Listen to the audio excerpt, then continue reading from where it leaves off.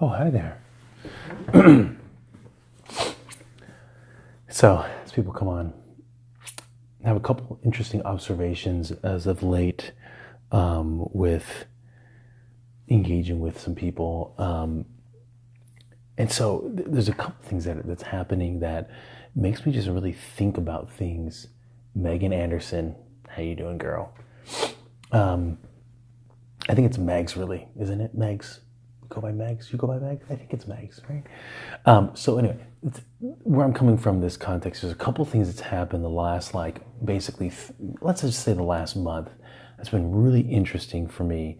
Number one is went to a school, and it's just a really cool little student organization, a bunch of 7th graders and 6th graders and 8th graders, so kind of in that range. And they started a group called Be Amazing.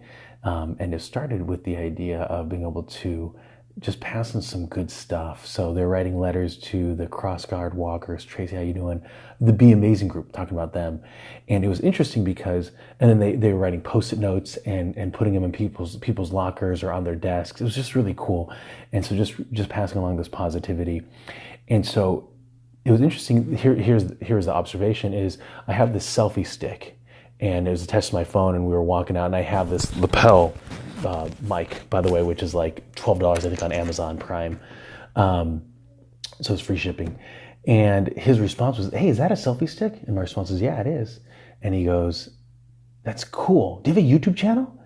And I was like, "Yeah." And so here's this kid, he's like 12 years old, and he thought having a YouTube channel, he thought having a selfie stick was kind of cool. So what's interesting here is in 20 years, I'm 38, in 20 years, I'll still be working. And in 20 years, he'll be 32. He'll be basically getting close to my age. And so in 20 years, this person will still be remembering that.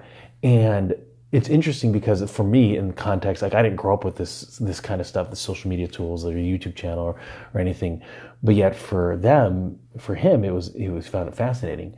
And then just the other day, I was driving. I was at the YMCA, and I was doing a recording. I'm just holding the cell phone here, selfie style, holding it against the wall as I'm doing a video. Actually holding my youngest son, and I'm doing this video just talking about working hard in sports and being a good losing like a winner and winning like a winner, because one of my sons was the 8-year-old was like complaining and whining because he wasn't doing well, and so I was just talking about that in the video. And it was interesting because there was a kid probably about 10 years old, 11 years old, across the other side of the basketball court, and he saw me doing this recording. So he leaves like where he was shooting hoops, and he walks down just to kind of see what I was doing, and was walking in the background of the video. And I thought to myself, that's interesting that, again, it grabbed his attention away from playing the game that he was playing to walk all the way over. Now, he was just shooting hoops. He wasn't playing like a full-on game. But to be able to not only be in the video, but then to see what was going on, he was curious about that. And again, fast forward to even 10 years, that person's 21 or 22. And again, he's in the workforce, and the way that he sees things and engages. And then that night I was... drove out down to Madison to pick up a buddy.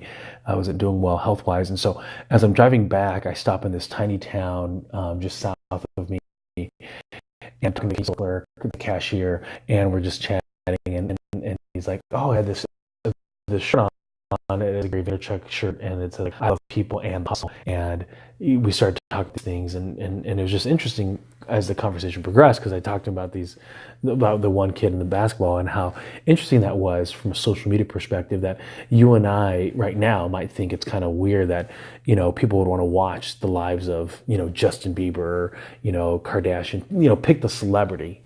But what's interesting is, could we be consuming content much differently in the future? I think about the Olympics that we recently had. A lot of them were millennials based on their age, but next year, in 4 years, a lot of them will be the I generation, so they grew up. And I knew one of the skiers actually had a camera, like a GoPro, on her helmet, and I wonder how much will we be able to consume going forward of the athletes just right in the moment. You think about the figure skating be such a big one. What if you were able to get a camera on their head, and then you can see exactly what they see? It'd probably make us kind of sick because they do a lot of those spins. But it'd be very fascinating just to get a different perspective. And also, there's a lot of Olympic athletes that have to have another job in order to pay their own way. So it'd be interesting how many of them can start leveraging social media in order to get the attention of more people. So that way, when they arrive at their various destinations, they're already kind of a celebrity, and they can then afford to be a full-time athlete. Even if, because some of them work, I know, I can't remember, Home Depot had a commercial about 8 years ago where I can't remember how many of the athletes actually worked at Home Depot because they're pretty flexible in their scheduling. And so I wonder how many people can generate the same level of income just through leveraging their social media platforms. And so I think there's a huge opportunity for athletes, big and small, to leverage these tools for their advantage. So I think we're just in the beginning part of kind of where it starts taking place. Just because, think about it, if let's say you're an aspiring figure skater, wouldn't it be awesome to watch, the sisters, the brother and sister, I can't remember their names. Wouldn't it be awesome to watch them and how they train and what they do to train in order, if you have aspirations of becoming a figure skater, or if you're a snowboarder, wouldn't it be awesome to be able to see someone who's documenting them training exactly that you want to be training? Those are my thoughts. Sherman's out.